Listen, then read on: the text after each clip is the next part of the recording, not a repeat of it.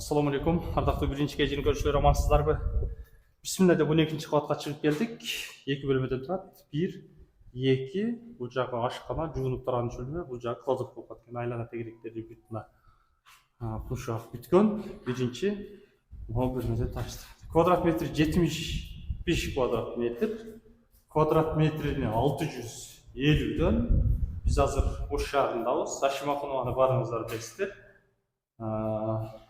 Мына жерде сіздерге алып көрсетейін. Мына туштағы Зейнабиновадағы мешіт. Мына үсті көрініп тұрады. Мына Гүлназ кафесі, мына Алмаз кафе, мына туштағы Рамазан туш болып қалады. Айланған мостың қарсы бетінде болып қалады. 2 бөлмеден тұрады, 75 квадрат метр. Ақшасы болса 650ден. Сүйлөшүү жолу бар. Емаком құрған дом, су, свет келген. Отопленияны Кудай буйруса жакында берилет. Бүт туташтырылат экен. Бул жака жаткан болуп калат. Могу жакта дагы бир балкону дагы бар экен. Терезелер пластиктен, документ таза, емаком курган дом. Бул домдо дээрлик көпчүлүк жашап аткан учур азыр. Сыртынан да сиздерге алып көрсөтөм. Жаңы кладовкага койсоңуздар болот. Бул жагы жуунуп турган бөлмө, электр чуалуулар тартылган. Мынакей бул жагы ашкана болуп калат.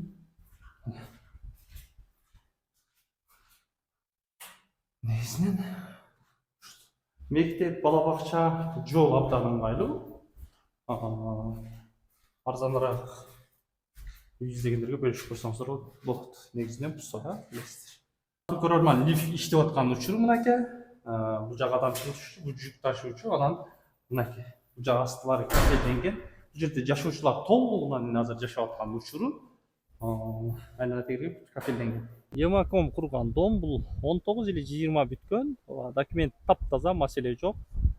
Айлана тегереги мына бүткөн. Толук коркпостон аласыз. Рамазан сода борборун баарыңыздар билесиздер, ушун эле каршы бет болуп калат. Мына Лион. Мына жерде Айлампа көпүрө. Мына жерде мектеп, бала бакча мына жерде. Мына Ашмакнова.